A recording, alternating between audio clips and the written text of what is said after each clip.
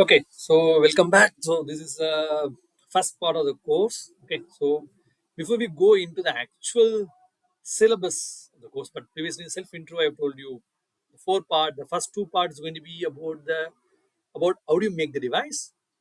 And next two part is how the device works. Okay, hope you remember it.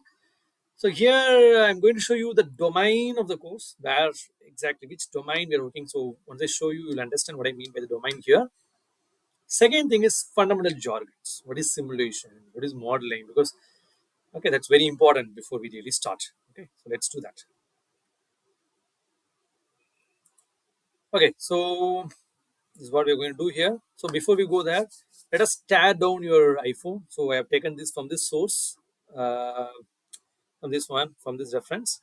So if you tear down your iPhone, it's a bit old, but anyway, so you can see different components, your display, loudspeaker, receiver, right? And made by different companies, US, from different countries as well, US, China, Taiwan. Okay, so any guesses which countries components are many in iPhone? Just think about it.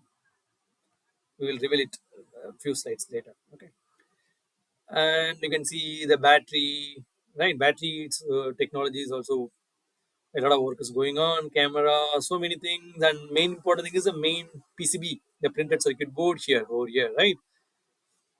Okay, and your what about other things? Your camera, flash button, power buttons, all, and this is your casing. Okay.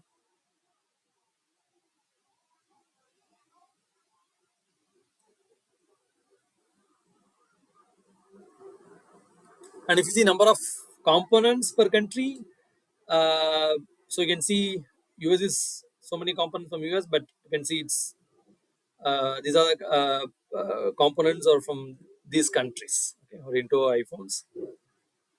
India, of course, we are expecting. That's why things are happening. We have a lot of packaging industries opening up, fabrication companies also opening up. Tata is into it, uh, and there are also IVP Semi, which is on power electronics side. Okay, hopefully it will happen, and engineers like you will make it happen. Okay, hopefully. Okay, now coming to our core side. So the main PCB, if you see, it will have a lot of processors. You can see your main processor, application processor, baseband processor, apart from some sensors, right? LEDs, accelerometer and gyroscope sensors, power amplifiers. Now I want you to basically split them into two, because on the usual level we will have analog electronic circuits, digital electronic circuits. Hopefully you have covered them, right? Last semester. Electronic circuits is what you call analog electronic circuits. Of course, it's slightly designed different because it's about IC design. Anyway, so analog IC design. And next one is the digital circuits. Okay, your memory all made up of your digital circuits, right? Okay, so fundamentally, this is going to be your, if you break this processor, if you break this, right, power amplifiers, it's going to be what? Your circuits. And this is about the other side of your PCB, because PCB have two sides. One is the battery side, other is the display side. So it's a two side. The components are placed on the two sides of on the PCBs, main PCBs.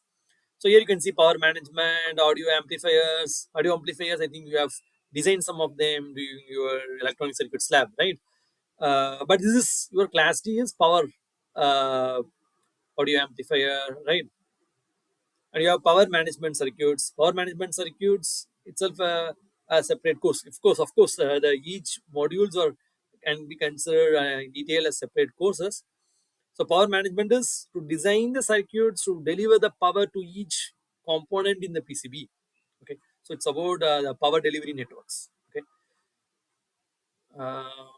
so fundamentally, it's going to be your analog circuits. Power management, a kind of analog circuits, but which deals with slightly higher voltages, but the focus would be something different. Okay, power efficiency. Uh, okay, so now I showed you what is inside our iPhone, right? So we have fundamentally can break them, the key components, leave the camera, other things, but the key components is going to be what? Your analog and digital circuits, right? And these analog and digital circuits are made up of what? If you break the processor inside, or if you break the memory, what is the final building block you'll be getting? Just think for a minute. At the end, what is the circuits made up of? What do you interconnect them? The circuits means what? You're going to interconnect multiple components, right? What do you interconnect them? You're going to interconnect transistors, diodes, and some passives, right? For in case of analog, so it's going to be mostly transistors, right?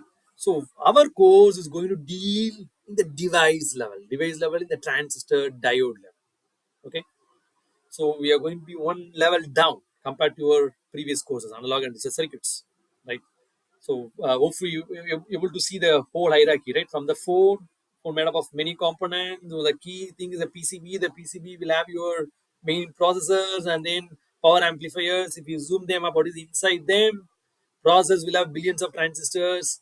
Here, power amplifier again going to have transistors, right? So fundamentally transistors, but different size, different purposes, right? The transistors, you can bias them properly to work as amplifier. Also, you can make the same transistor to work as a switch, right? So that's why the fundamental difference in analog and digital circuits. So this course we will be going to study in the transistor level, how to make transistors, how to simulate them in a tool like CentOS TCAD. So that's going to be the focus of this course. So you'll be learning how to fabricate them using some simulations, how to simulate the fabrication process. Not only how do you simulate the device working, you're also going to simulate the fabrication process using CentOS process.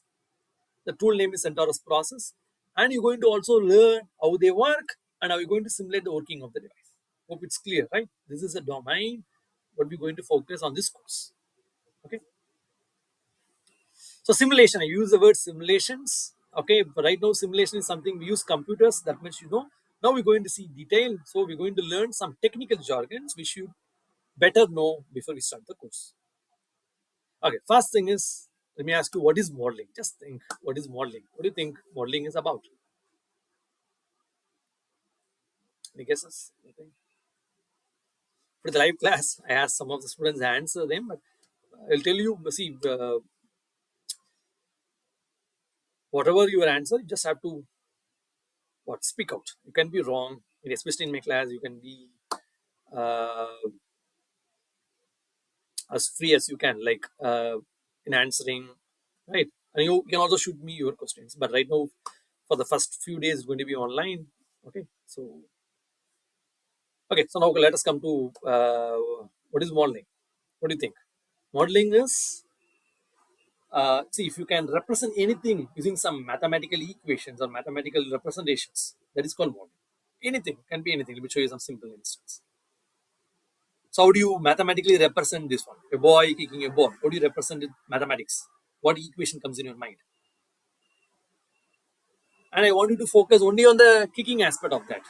Okay. So because mathematically when you do, you focus on particular aspect of the system, not the entire system.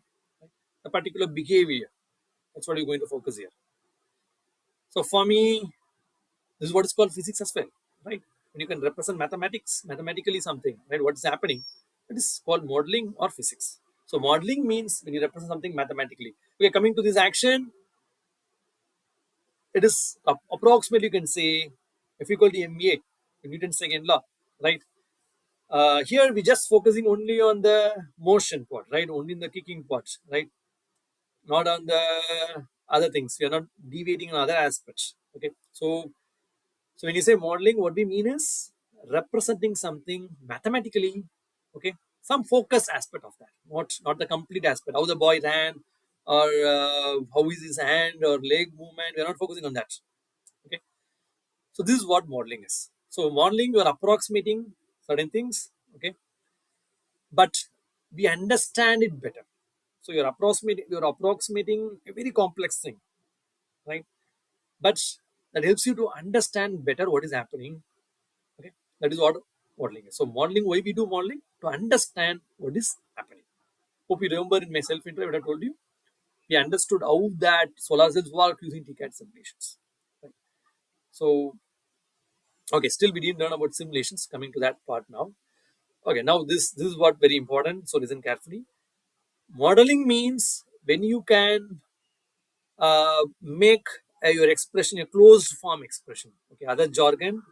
Uh, right now you keep it as very simple form, very like F equal to ma, something like that. You can make it some simple linear algebraic form.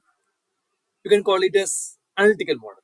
You're explaining some mechanism, whatever it's happening, using some equation. That is model. If that model is very simple in a closed form expression, that is analytical model. Sometimes you'll be representing the same action using differential equations. Then the differential equations you'll be solving using computers. So there comes what is called simulation. Okay, so you divide the modeling into two. One is analytical modeling. Another thing is what? Numerical simulation, or also called as device modeling. Okay, so that's what coming in the next slide. So modeling, we have two types. One is analytical modeling, otherwise called as compact modeling or just modeling. So whenever people say modeling in semiconductor devices, they mean making very compact closed form expressions for this for any mechanism.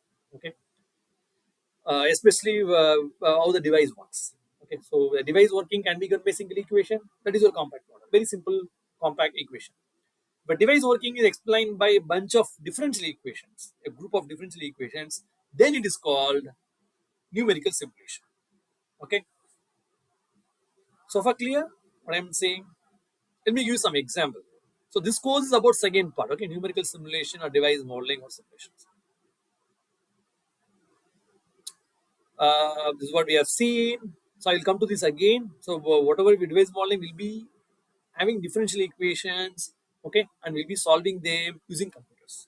Why using computers? Because see, you will have you need at least three equations. You will see that uh, to be solved for a particular point, because your device is going to be continuous.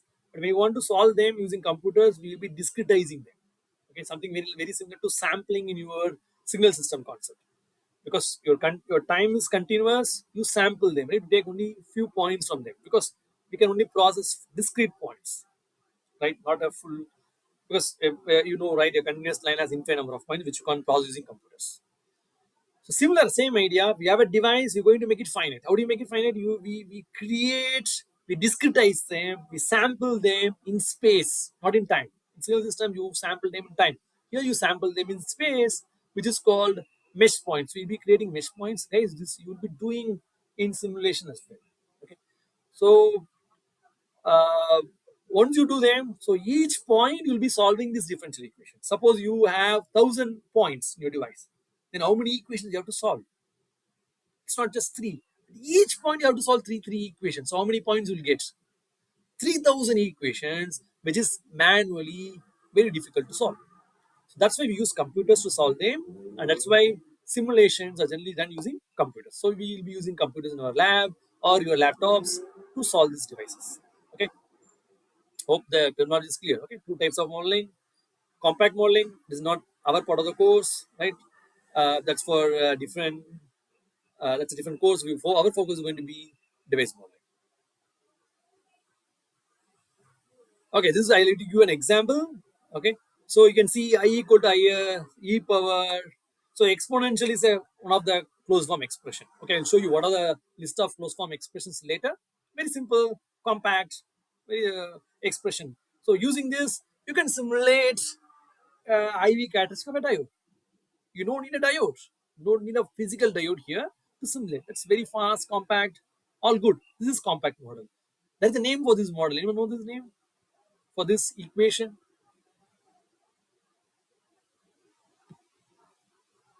I recommend you to plot as well. Okay, anyway, just a single equation that explains the diode's IV characteristics. Okay. Generally, your IV characteristics, you'll be having what in the y-axis? Current. Your x-axis is going to be voltage, VD. So you can see here, I, that's your y equal to some function of x. Okay, so it's a closed form, exponential is one of the closed form expression. So it's a compact model. This equation is also called Shockley's equation. Okay, Shockley, you know, the inventor of one of the inventor of transistor, right? He framed these equations. So using this equation, you can simulate uh, what simple circuits based on diodes. You would have, I guess, you would have used some spice simulators. where you'll be using these components, right, for your simulation. What is this? When you invoke this component, what is happening? These equations are actually invoked and getting solved. That's all, nothing else. So the key behind this symbol is this equation. Okay, this compact model is generally used for spice simulations. Okay, then where is simulation is needed? Why we need to go simulations or device modeling? Simulation told you we're going to solve bunch of differential equations. I told you this three equation is your key of your chapter 3, unit 3 of your course. Anyway, we'll be discussing that in detail. So these will be solving using computers. Okay, and these three equations are made up of, you can make them into 5 building blocks. See, this Jn depends on this equation again. This Jp made up of this equation again. This R term depends on this. This rho charge density depends on this. This D depends on this. That's a building block of this equation, nothing else. Okay, we'll be learning them in detail, don't worry. And this is what very important, very interesting part is, this is your PN junction, P type, N type, and you're able to see they discretize them. We are discretize them as number of points. They are not triangles. Please don't look at the triangle. They are, you have to focus on the points. These points. You have to focus on these individual points. Maybe better to take a highlighter or laser pointer. So these are the points which you call mesh point. I told you before, right? So where the equations will get solved. Okay. You can also see a PN junction. The critical portion is your junction. That's why you can see so many points in the junction and much lesser points away from the junction. That makes sense. If you have so many